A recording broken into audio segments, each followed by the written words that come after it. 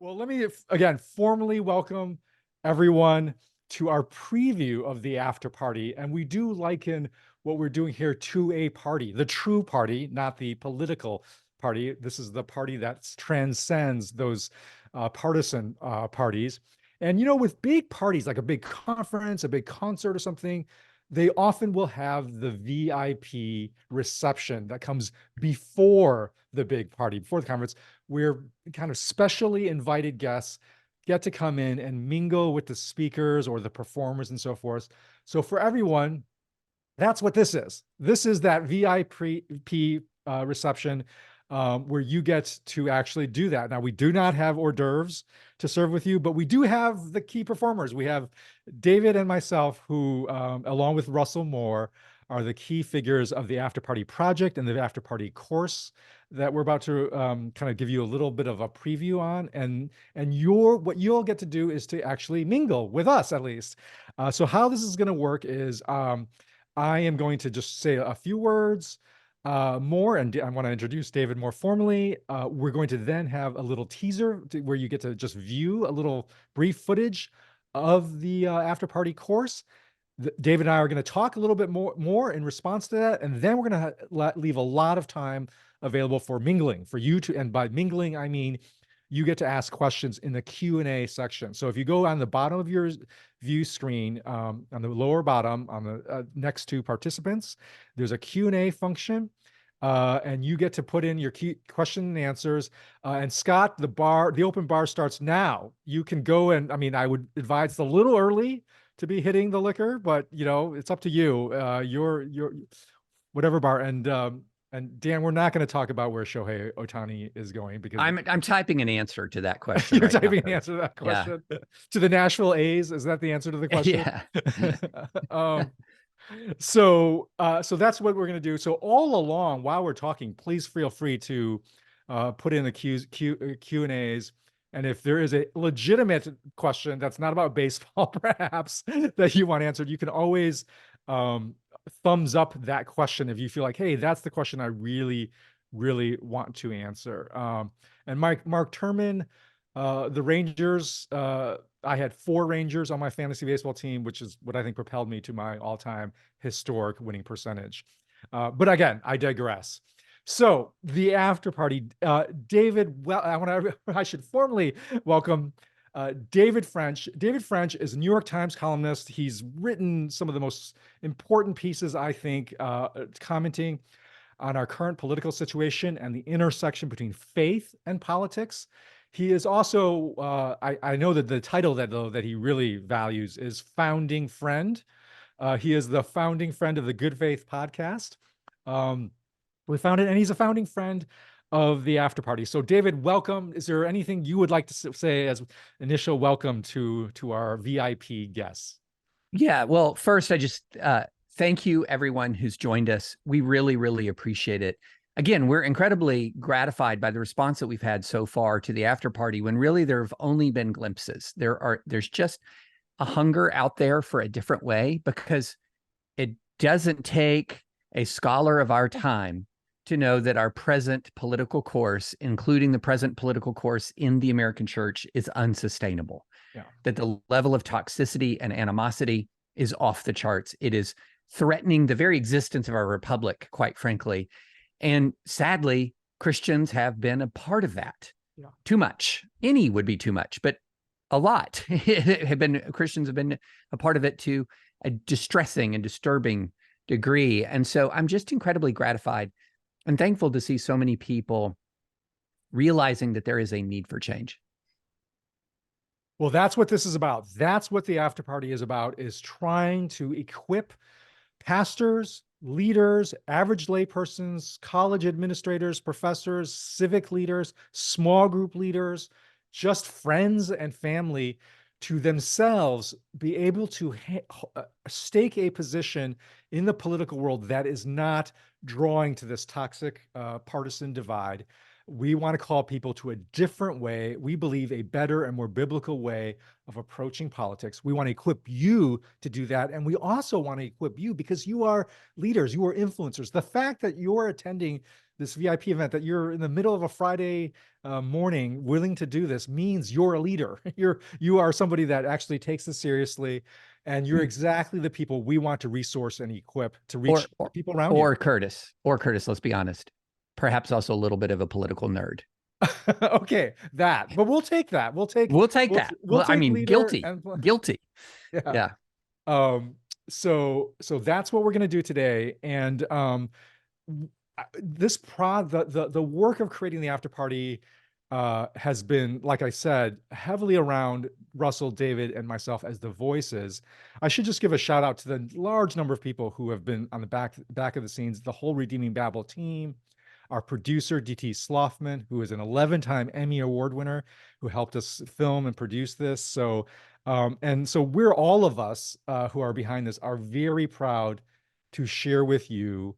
We're going to share with you just like a 4-minute little teaser to just give you a feel for it. And just so that you have a context for this, the way the after party course works is it's a combination of short videos and then small group discussion. So it goes back and forth because we're looking to have this land in the small group communities, churches of Bible studies, prayer groups, maybe small groups in kind of Christian colleges and universities, or just you and your friends, you and your family members. So how the course works is there'll be like a 5-minute video and then a 6-minute small group discussion, an 8-minute video, and then a 12-minute individual reflection exercise. It goes back and forth. So what we're going to show you now is a 4-minute clip that opens session 1 of the 6th session after party curriculum. So just so you have some sense of how to locate this, and this gives you a feel for the vibe, the feel of what we're trying to do. So with that, let's show the little clip. Let's go to tape, as they say.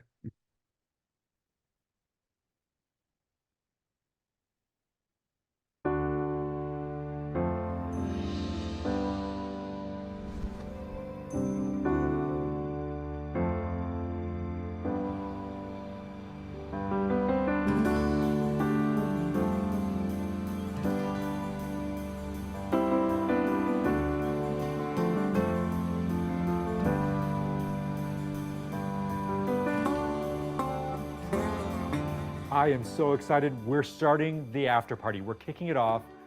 I'm Curtis Chang. This is my friend, David French. This is my good friend, Russell Moore. And we're here to talk about Christians and politics. And it's helpful to start with the fact that this project began out of friendship, because in some ways, this is really what's at stake. It's friendship. Right. I mean, what we have seen across the United States of America is friendships are frayed, families are fractured, and they're fractured for all of the worst reasons. It's because people are taking politics and using it as an instrument of cruelty and division. When I first started in ministry, probably the number one question I would be asked would be about how do I share my faith, or how do I know that the Bible is true? Now it's how do I relate to people where we're so divided over these issues of politics? And that's not just for people who are engaging in the public sphere. It's people who are at Thanksgiving and they're wondering, how do you do that? That has to do with so much more than politics, because even when we're not fighting with each other, when we're tensed up and always waiting for when there might be a fight, that changes the way that we see each other, and it changes the way that we're able to relate. It's not just the friendships that are breaking, it's the friendships that never come into being because we're in the kind of moment that just doesn't allow for that. That means we avoid each other because politics is interwoven through life. So what we want to do here is give Christians a better way to engage in politics. We're not saying stop talking about politics or stop caring about politics. And we're certainly not here to prescribe a right what of politics, like a what policy position or what party you ought to subscribe to. But we are here to call people to indeed a better how. I'm hearing more and more people who are saying, I don't want to win over at the argument at the dinner table. I really do want to connect and be in relationship. but I have no idea how to do it. Mhm. And that's a sign of hope if we're just able to direct that desire for connection and for something healthier in the right way. We could pin our project to any number of verses, but there's one verse in particular that I love, that I've spoken about a lot. Do you know where this is going, I Russell? know exactly. I know where it's exactly going. where this is going. Micah 6:8. Now, why Micah 6:8? Start of it, it says, mankind, he has told each of you what is good. So God is saying, here's what is good. I want to listen. I want to listen. And what it is the Lord requires of you: to act justly, to love mercy, and to walk humbly with your God. 3 great virtues, not one of them is optional. So you can't recede from justice, you can't recede from mercy, and you certainly can't recede from humility. And that verse is going to be the center of our discussion. We've been here before. Mhm. I think about the first century church. Boy, talk about division. I mean, Greek versus Jew. Yes.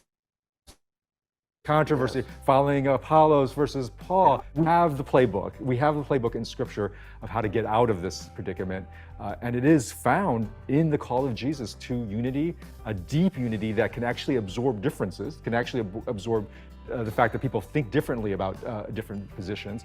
And that's why I'm so hopeful. I think we're just calling us back to that recipe, to the Jesus playbook in politics. And that's what the after party is all about. So I think we're ready. Are we ready to move on from our divisive focus on the what and get back to the unity found in the Jesus how? All right. Sorry for a bit lag there if you had it received on your end. David, I want to, again, so for everybody, David and I are going to talk a little bit just to give you a little more of a picture of our approach of the after party substance. And then I'm seeing a ton of great questions. I'm going to try to reserve maximum time for these great questions. But David, I want to start by this big shift that we are trying to get people to make. And again, that big shift, if you watch the video, is trying to get people off of preoccupation with the what of politics and shift them to focus on the Jesus how of politics. David, I want you to talk about that, because if there's anybody that's really an expert that writes constantly about the what of politics, that is really absorbed in the what of politics, you're one of them. You're my go-to friend whenever I have any question about the what of politics. And yet you're also saying we're overly focused on that. So explain why even you, an expert on the what of politics, are making this call to shift to the how of politics. Yeah. So, the way I would say it is, and I would say that one of the things that has happened in the recent history, primarily the evangelical religious engagement and Christian engagement, is it sprang up almost entirely over the what, the policy arguments in politics. This was the energy motivating, for example, the rise of the moral majority or the Christian coalition. It was, we have these set policy positions. And then, so over time, what began to be imprinted into the Christian consciousness was, what does it mean for Christians to be engaged in politics? It means that you take these particular stands, okay? What is beautiful about the verse Micah 6:8, it's not a unique concept. It's not a unique concept that's being described in Micah 6:8. That is not an aberrational verse, but what it does is it condenses. It's a condensed version of the teaching that occurs throughout Scripture. And what do you notice about Micah 6:8? One thing you'll notice is, of course, it starts by talking about justice. So the what does matter, Curtis. We can't sort of withdraw in the face of injustice. We should not do that. Act justly is a command. But that's not the only command here. And so in Christian worldview training, that's what it was called, I would get a lot of instruction on justice and very little on mercy and humility, or very little about what it means to pursue justice while still exhibiting the fruit of the Spirit. Very little on that. And so what ended up happening, I'm afraid, is that essentially those folks who are involved in forming Christians in politics were very diligent on the what and very neglectful on the how, which is in many ways exactly backwards from the biblical model. Because while I'm never going to say the Bible has nothing to say about policy. I will never argue that. I think people over apply the Bible on policy and under apply the Bible on virtue. And so, for example, we've had a lot of these really contentious debates that Christians have been engaged on include things where the Bible's it's not that it has nothing in principle to say, but it doesn't really have anything in specifics to say. What's the proper level of funding for Ukraine? How many IRS agents should the IRS employ? What kind of border security should we have? How many migrants is too many? How many is too few? Or how few is too few? All of that is very debatable. How, I'm pro-life. How do you end abortion? Very debatable, very debatable. But what's ended up happening is we have a lot of these debatable policies that the Bible doesn't apply a lot of guidance to, and we fight over that. And then there's an awful lot of clear teaching about how we're to interact with our brothers and our sisters, with the people inside and outside the church. And that just gets tossed to the side for the alleged greater good of the policy outcome. But that is not how Scripture teaches us to engage with our fellow citizens. I think that's absolutely right. And what that does is once you anchor on the what, you immediately anchor in oppositional sort of posture relationally, right? Because it's like, do you agree with me on the what or not? And one of the beauties of the shifting to the how is that actually people who disagree on the what can still unite on the how. Yes. Right. And that's the beauty of this big shift. It actually gives you common language, common commitments that are Jesus-centric, that actually both let people who on the what, on the left or the right, can commit to together, can rally around that flag. David, talk about on the how do you envision that people on the left and right who disagree very strongly on the what, explain our vision in the after party of why this how enables actually people to come together on the same how? Yeah, it's a great question, Curtis. And I think we are losing sort of this intuitive grasp that I think we used to have. Tim Keller, for example, about 20 years ago, saw this coming. He saw a lot coming. He saw a lot coming. I was in a meeting with him in New York. This is easily 20 years ago, maybe, 25 or so. I was in a meeting in New York, and he said, here's what I'm noticing, Curtis. I'm noticing a change in the way people are interacting with each other. He said, I have many friends who disagree with me profoundly on many issues, and I never thought that was unusual. Growing up, I never thought that was unusual. But what I'm beginning to see is a generational shift where friendship is being held contingent upon agreement, and that disagreement is not seen as sort of the natural consequence of imperfect people with limited ability to see and understand and fully know the world interacting with each other. Disagreement is the natural consequence of that. Instead, what we're seeing is agreement is being perceived as a precondition for respect and for friendship. And so that you see friendships end over disagreements, not over meanness or cruelty, but just disagreements. And we began to see this shift. And so that began to justify actually a lot of meanness and cruelty. You immediately identify someone as not a friend. They become part of the out group. And then when part of the out group, we have a lot of natural human temptation to other them, to treat them differently and worse than people in the in group.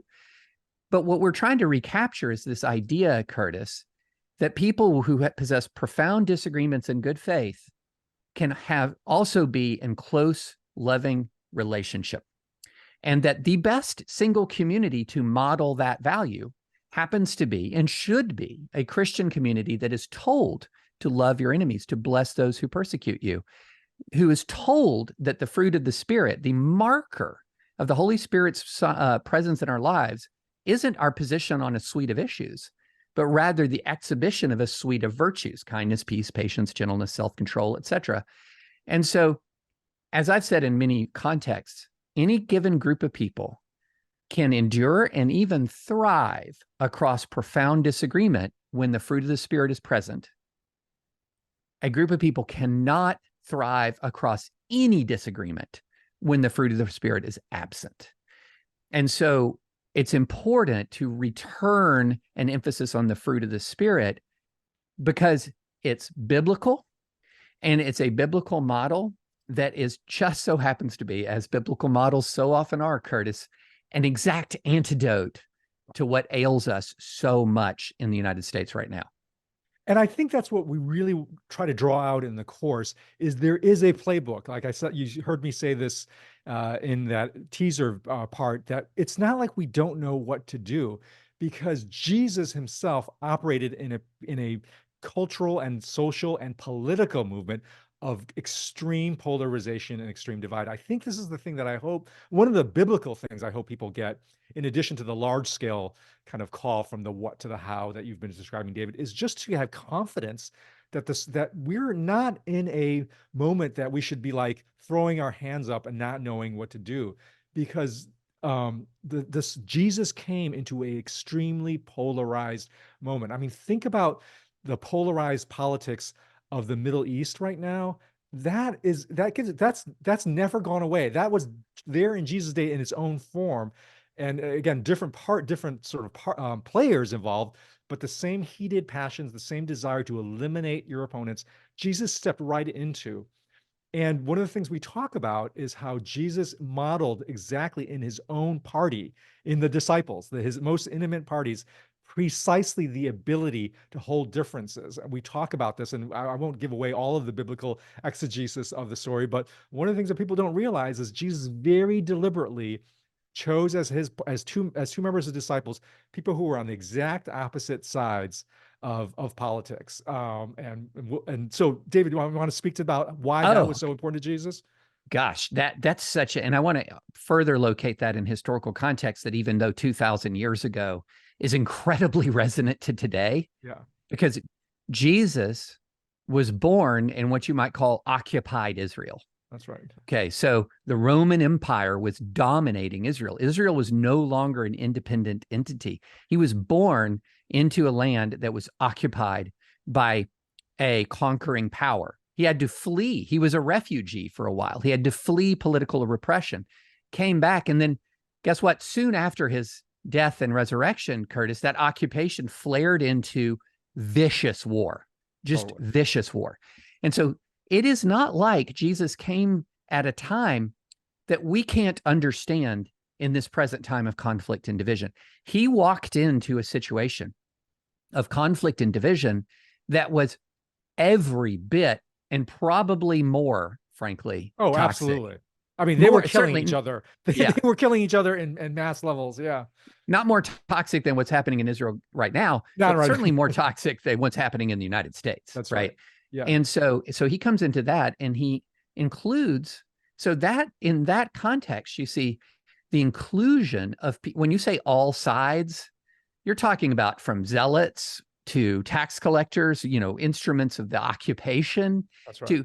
And so what this is a very tangible example of saying that the message that I am sharing is a message for all people. Completely. And the disciples the people I'm calling to become disciples are coming from all sides.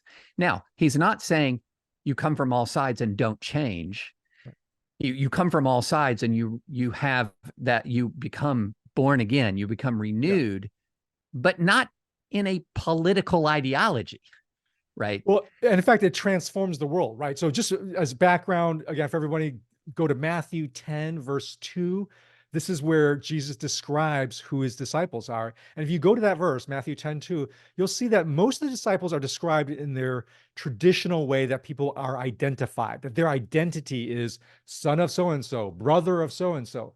There's two people who have their identity is not defined by their traditional family identity. It is Simon and it is Matthew. They're identified by their politics. It is Simon the Zealot. The Zealot is the political party that is out to rebel against Rome, and who were like 60 years ago, 60 years before Jesus came, was engaging in a mass campaign to kill or at least intimidate tax collectors, right? That was the zealot party position. That was and so who else is in the 12? The initial party of Jesus, Matthew, the tax collector. So Jesus intentionally says, I want two people who are identified. Their identity has been actually defined by their politics, and they're both going to be in my core inner party. And what's amazing about that is it's clear that they're still known as the zealot. That's why it's in scripture. It's called Simon. He expects people to remember, oh yeah, Simon, the zealot, right? Or Matthew, right? He's the tax collector. So they don't abandon their political identities, but that political identity becomes subservient. It becomes lowered then to the higher transcendent authority of Jesus. And that Jesus party, the 12, that Jesus party becomes the highest point of loyalty, such that even after Jesus dies, they stick together. Those 12 stick together so that, and what's to me 11. is amazing, they 11. Oh, sorry, 11. You're right. Well, they replaced him. They replaced Yeah, Judas. So there was one that didn't make it. Yeah. But what's amazing is that here you have Matthew and Simon, who you could say that their identities are going to be defined by the politics of the Roman Empire, either for or against, right? The zealot is against the Roman Empire. The tax collector is for the Roman Empire. So you could say these are two people who their political identities are defined by the Roman Empire. Jesus so transforms them, transforms their relationship, transforms the collective party of the 12, such that as history unrolls, these 12 initiate the transformation of the Roman Empire. They are not being formed and identified by the Roman Empire. They ultimately transform the Roman Empire. And that is, I think, our hope. That's why we believe there is hope for Christian politics to transform our current divisive polarization. Not that we are on the receiving end of being formed by it, but to flip the tables where we transform it. Yeah, I think a great way I was trying to put the zealot and the tax collector in a modern frame to people understand. And I thought about saying, Simon the woke and Matthew the anti-woke, Yeah. but that's underestimating it. Totally Right? underestimating It's it, much yeah. more like Simon the Palestinian Authority official and Matthew the IDF colonel. Yeah, that's right. Yeah. That's much more what it's like. That's the level of the stakes that we're dealing with here. And he pulls them in as disciples.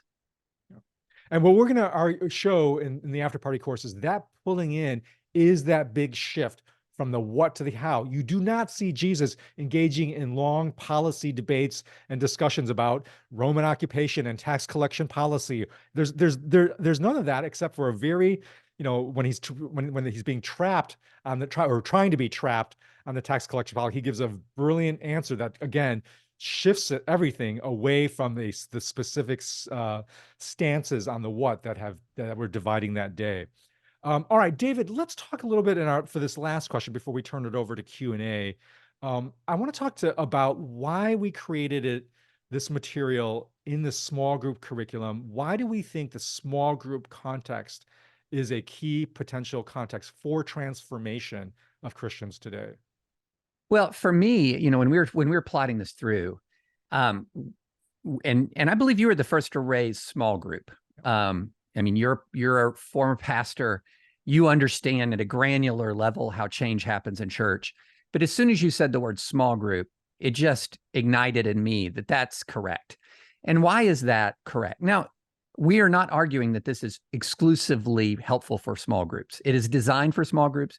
We should also note there's a companion volume that you and a tremendous writer by the name of Nancy French are working on that is taken from our curriculum, and that will be coming next year. So this is not exclusively, but it is aimed at small groups. And why aim it at small groups? Because small groups begin with they are in a relational environment. And so you already hopefully, unless your small group is already falling apart, you already hopefully have understood how to interact with each other in all of the various different stages and places you are in your lives.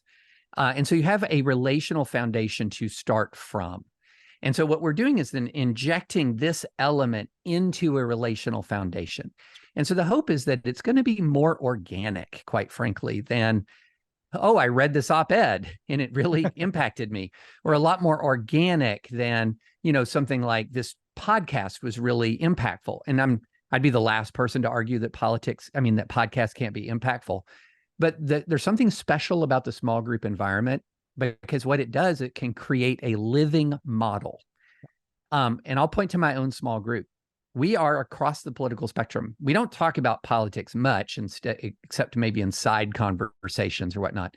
But we are from across the American political spectrum, from progressive Democrat to quite conservative Trump voting Republican.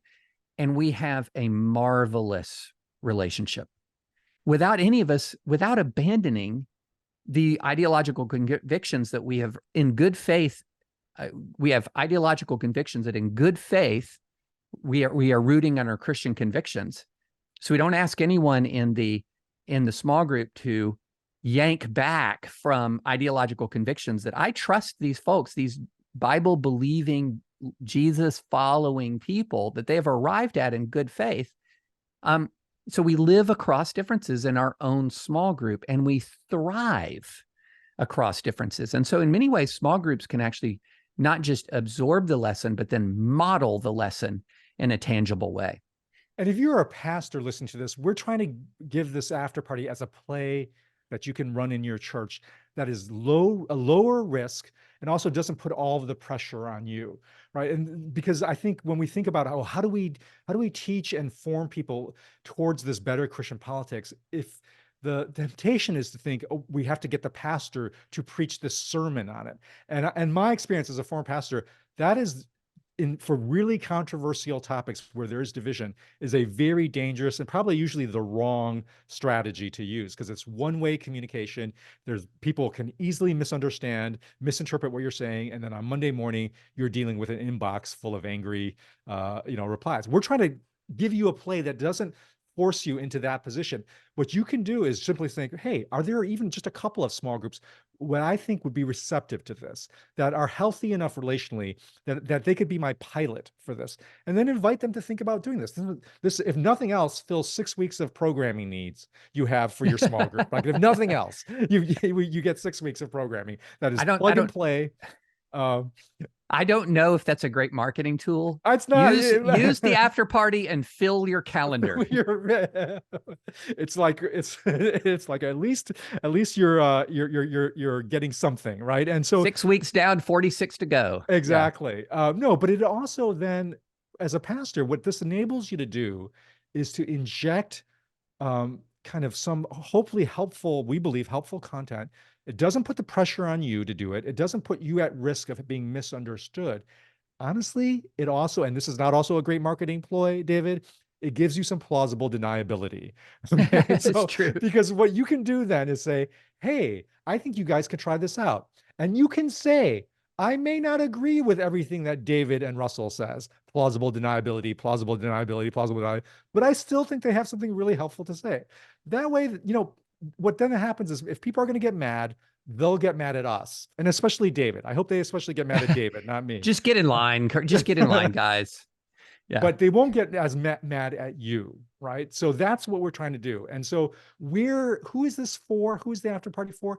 It's for any small group community, or really any community that feels like we'd like a way to talk about politics that doesn't put all the pressure immediately on us, but it actually kind of has somebody else, us, set the context, set the terms, and allow you then to discuss, not to just agree with everything we say, because this is why we have so much part of the small group is small group discussions, reflections, pairs, triads, the whole small group. Again, like David said, this is best done when it emerges organically from individuals and the community relationships that are present. And so we're just trying to set the table for the party. You guys are going to make the party what it is. The after party is setting the course out, if you will, and setting the sort of the terms, setting the table out, setting the chairs out. So that's the way to think about it. I think it is best for, well, let me say, like, I don't think this is set for, like, if there's a group of people who are already far left or far right and they're entrenched in it. Like if there's a church that's in this, look, they're not gonna, once they see David French's name or Russell Moore's name, but especially David French's name, they're probably not gonna do it. This is You for just people who are- insulted Russell. I'm sorry. This is really for people who still have enough openness. They're like, hey, maybe they either like us or at least they're willing to give David, Russell, and Curtis a hearing.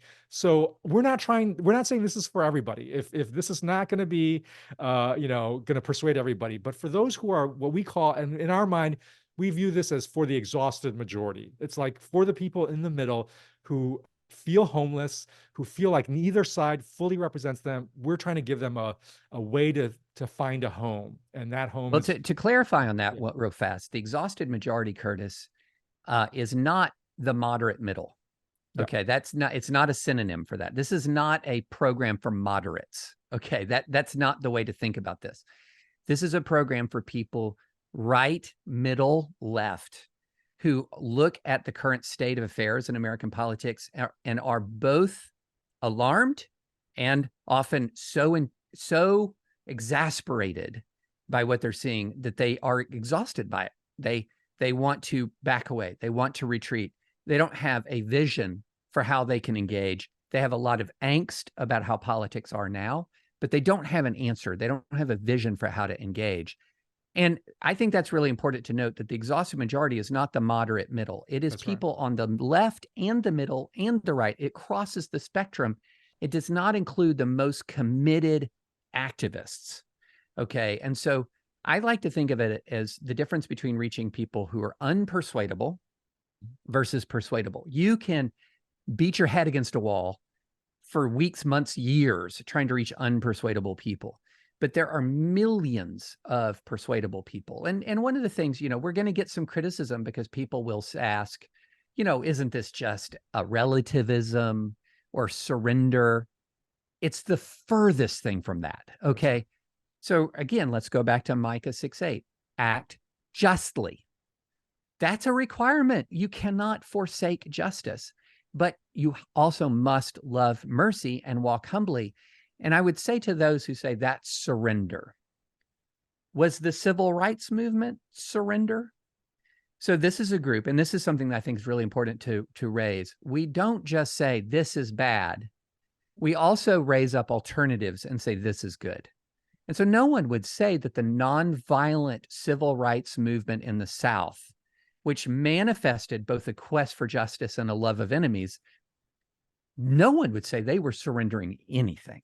Yep. In fact, they would say those are some of the most courageous Americans who have ever inhabited this country, were the architects and the foot soldiers of this nonviolent civil rights movement. And so it is not surrender. Virtue is not surrender. That is a lie. It is a lie from the pit of hell that virtue is surrender. Okay. And so this is one thing I'm so glad, Jamie on our team highlighted this to us in our chat. This is going to be lead criticism number one of this effort. In the hyper politicized parts of the internet is these guys are just for surrender. And the response back to that was the civil rights movement surrender? Because in many ways, this entire effort is inspired by the ideals of the civil rights movement. Well, and was the cross surrender? Was the cross surrender, right? And it was the cross where Jesus said, I'm going to forgive my enemies. I'm going to actually absorb the blows of my enemies on my very body, not by fighting back, but by actually absorbing it in love and forgiveness. Was that surrender to relativism? Because that's what we're calling people to as the center of our politics. I also want to say, so that's the sort of substantive answer to the question about, hey, how do you pitch this to people who are going to view this as a relativism? I want to give a tactical answer to that question. I'm going to put my consultant hat on here for a moment and say, when you are trying to bring about change, you can get paralyzed at thinking that change has to happen immediately or first with people who are the most unpersuadable, like the people who are furthest out. If you're, sort of anchoring your model of changes, I have to change the people who are the furthest out on the extreme, my relatives who have gone completely MAGA or friend who has gone completely woke. That will be paralyzing to you in thinking about change. How change happens is you find first people who are most like-minded, who are most welcoming of this message, most open, most persuadable, the way David said, and you start there. So I would not start by puzzling over how do I get my uncle who believes in conspiracy theories to take this course.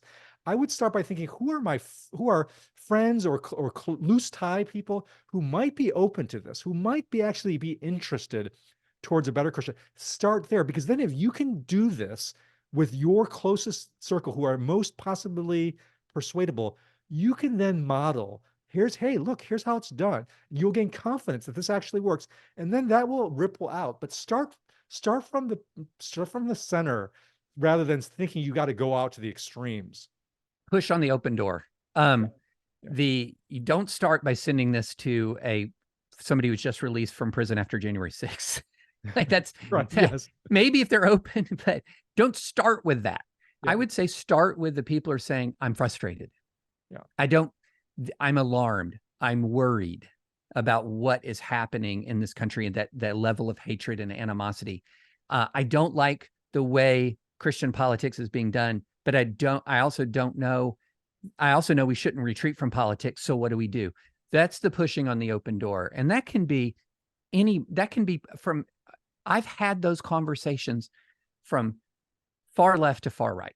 I've had those conversations from far left to far right. So push on that open door, build momentum after pushing on the open door. And then you never abandon the people who, at least from our perspective right now, seem unpersuadable. You don't abandon them, but that's not the object of the enterprise. The object of the enterprise is to take the people by the millions in this country, including Christians, who they have a sense of justice and they want to see justice done, but they also realize that animosity, the hatred, the cruelty is not just unbiblical, it's ripping this country to shreds. Yeah. And again, if you're a pastor, my suggestion is not immediately launch this as a big high-level visibility campaign unless you think that will work and that your church has an open door for that.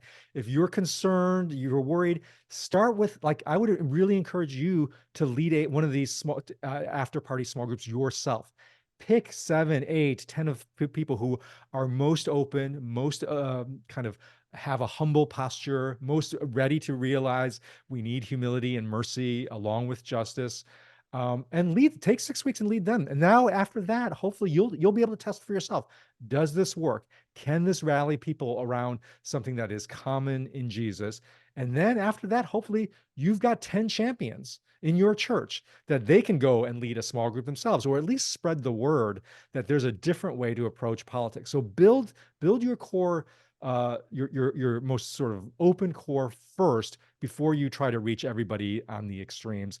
I think that's true in your family, in your friendships, and especially true in your church if you're a pastor listening. Like, don't go after this with the hardest people first. Go with the people who are most eager and also most trusting of you, because whereas we are not asking you, kind of pastor or leader, to go and deliver a 40-minute sermon on Christian politics, but we don't want you to have to, we want to take that bullseye off of you, but you are going to have to take some risks. You're going to have to apply some kind of risk to say, I'm going to apply a little bit of my social capital and trust that, David, Russell, and Curtis can lead my people well.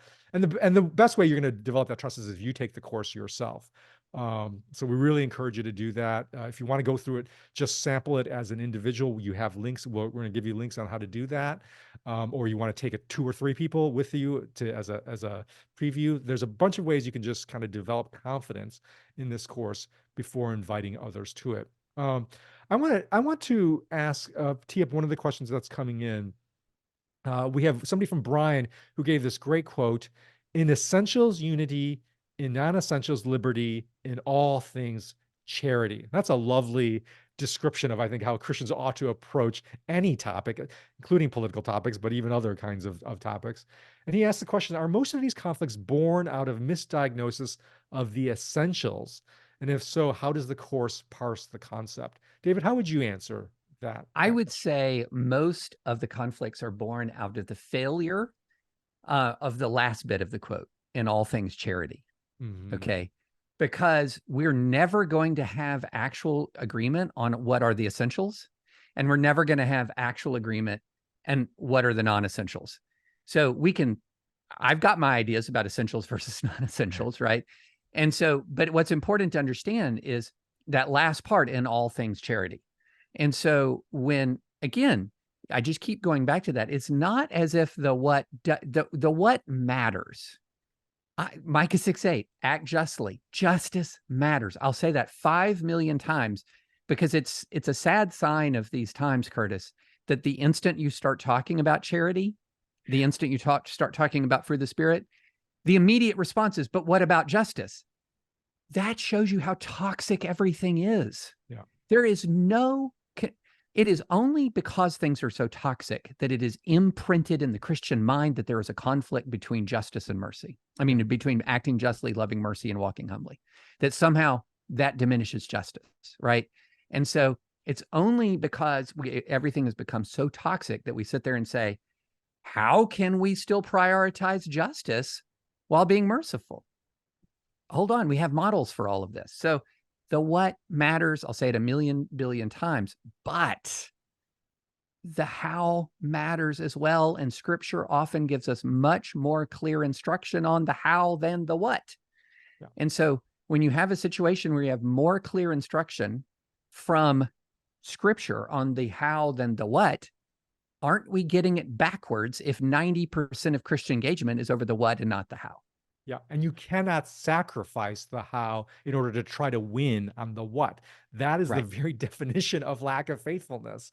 Yeah. So we are called to trust that as we adhere to love, mercy, forgiveness of your enemy, humility, that God will take care of the outcomes on the what.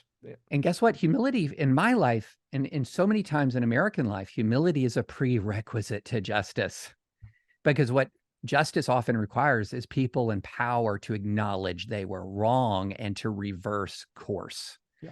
Right. I remember speaking with Reverend Walter Fauntroy, who is one of the leading figures in the civil rights movement, a leading figure in creating and founding the Congressional Black Caucus. I remember asking him about to explain some of these. Why did he view that for about a 10 to 12 year span, between Brown versus Board of Education, Civil Rights Act in 1964, Voting Rights Act, did we have about 10 to 12 years of legal reform that were more potent and powerful for justice than the legal reform that we had had for the previous 2+ centuries since the first slaves were brought to our North American shores? Mm-hmm. And he had this really tremendous answer. He said, the first Almighty God and the First Amendment. He said, the First Amendment gave us the ability to speak, and Almighty God softened men's hearts. Humility, softening hearts. We have to change. We have to reverse course. And so never, ever think that sort of like, oh, well, humility is an impediment to justice. Sometimes humility is the necessary prerequisite to justice. Yeah.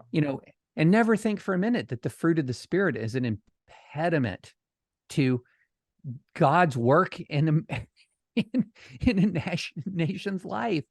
No, it's an enabler. It empowers that work. It's a manifestation of God's work. That's the best way to say it. It's a manifestation of God's work in our life, in our nation. And so, well, in our nation, and I think in our lives, because I think this is important to point out that this course is trying to form our people spiritually, not politically, not in terms of your substance, right? But to form our people spiritually, because it turns out the very moves that we are asking people to make are moves that we need to make actually in all parts of our lives.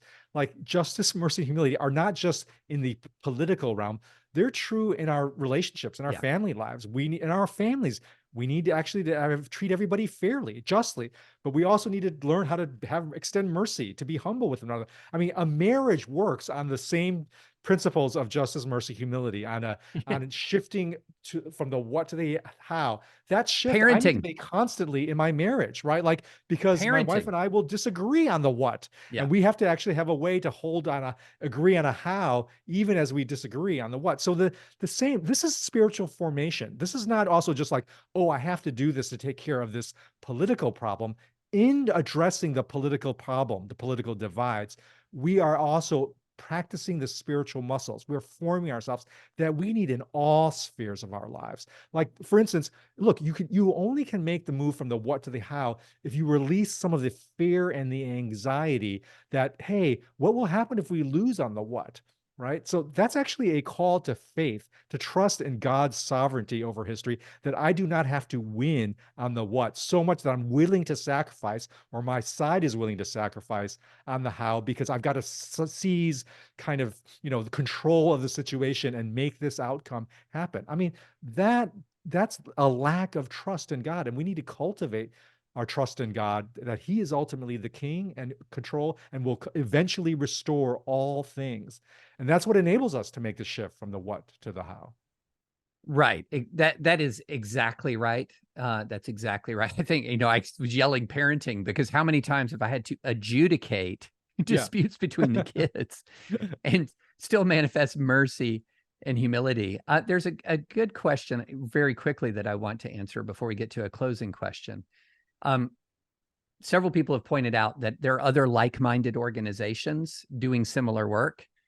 How are we thinking about partnership? And the answer is we've been thinking about partnership quite a bit and have forged many partnerships already. So we've been, Russell is with Christianity Today. We have, we've been working with Shirley Hoekstra at the CCCU, Council for Christian Colleges and Universities. We've been in communication with Christian ministries across the country. We launched this event. We launched the preview of the after party with the Trinity Forum, for example, in DC at a phenomenal event. And so we have a lot of partnerships. Look, let a million flowers bloom on this point, Curtis. Well, one way to think about this also is think about the after party course as software. And this is software that is meant to be plugged into the hardware of various organizations, organizational efforts, convenings, and so forth. We've got a lot of organizations that are saying to us, like, hey, we need content, we need curriculum, right? We have our own weeks of programming that we need to fill. We're not trying to replicate organizing efforts. The after party is not an organizing effort. We're producing content that can plug and play at Christian colleges, at churches, at other convenings that other organizations are doing. And so we're very active in building partnerships with people like at the AND campaign, Center for Christianity and Public Life, with Michael Ware, good friend of ours. Justin Giboney has appeared on our podcast to talk about this very issue. And so this is meant to be open source software to plug into kind of other people's efforts, other people's hardware of organizations, convenings, programs, and so forth. Yes, that's exactly right. All right, closing question. That I think we've already addressed, but I want to really land on. The question is, in what ways does the after party invite people to engage in spiritual formation? And I think I've answered this by saying this is all about spiritual formation. We are trying to use politics to address politics because it is dividing our church and our country, but also it is dividing our souls. It is actually unhealthy for us, even as individuals, to be consumed with certainty, and a certainty that leads to othering people who think differently than you are, and ultimately to hating them. That is spiritual deformation. And so we are trying to give people a way to get reformed back in the image of Christ, in all things, including our politics, but the very muscles, the very practices, the very virtues that you need to cultivate to be reformed in politics is also what we need to be formed in all parts of our lives, in all of our relationships. So that is the hope of the after party. I want to acknowledge we've gotten a ton of great questions. I'm sorry that the time didn't allow to address all of them, but we're going to give you some other opportunities to either to participate and answer that question. So I'm going to actually kind of wrap us up with some things that people can do next. Before I do that, I want to thank David as my founding friend of both Good Faith as well as the After Party Project. David, thanks so much for coming here, and I'm going to tee up some ways that people can get more of this kind of exchange. But before that, is there any final word you want to say to our VIP guests? Okay, so we've used a lot of examples from Scripture, Jesus, the disciples, about this, and I want to end on this because I saw so many questions along this theme about are we squishes? Is this surrender? Is this compromise? And I'm just going to close with this question. it was Galadriel a squish for refusing the ring of power? That, I think that's a good closing question, because Right, because everybody Christian, has read The Lord of the Rings, David. Christian and non-Christian, right? That have understood that there is such a thing, that there is a moral reality that the ends do not justify the means. Yeah.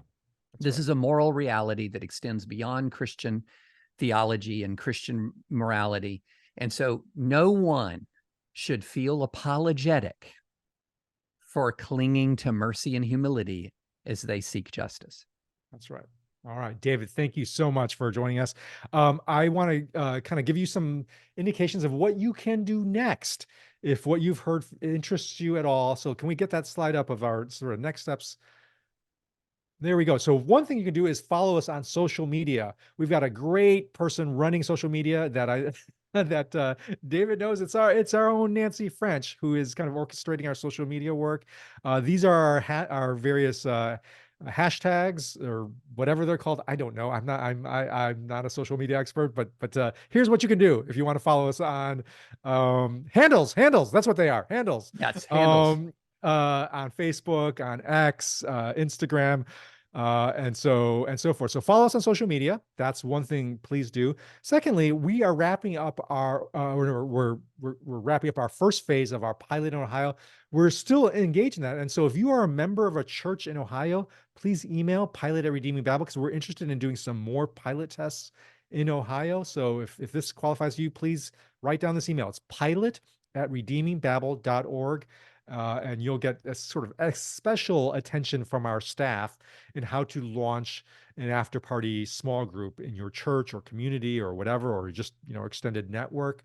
That's pilot@redeemingbabel.org. Please do that soon, because we're hoping to do this sort of next round of piloting in December, to get them off in December. So please email as soon as you can. And then let you know, you guys are a part of the VIP preview, the pre-party. You're the first to know about all this. When everyone else will get to know about it is our national launch of the after party, and that'll happen on January 16th, 2024. And that is going to be a launch of just a rolling set of goodies. And again, I just want to give you guys a preview, since you guys are the VIPs. The preview is that the after party is going to come in at you at multiple manifestations. There's the course that we're really emphasizing. We've got a book that's coming out in April, and then we're going to actually have something musical that I'm going to still keep a little bit under the wraps, but we have a musical part. It's not David, Russell, and I rapping or tap dancing or anything like that. It's something else that we're going to share with you, but we have a musical aspect. And then we're going to have some live events later in 2024. So the after party is going to be a rolling party. The most immediate upcoming events are going to be online. On January 16th, February 12th, and March 8th, we're going to have a series of future online parties that are like what we did now. If you want to find out more of those events, you can find out more information about them on our website. So go to afterparty.org. That's after-party.org, and that'll give you more information about the next series of events, of which we're going to keep revealing more and more layers of this party that we believe in strongly.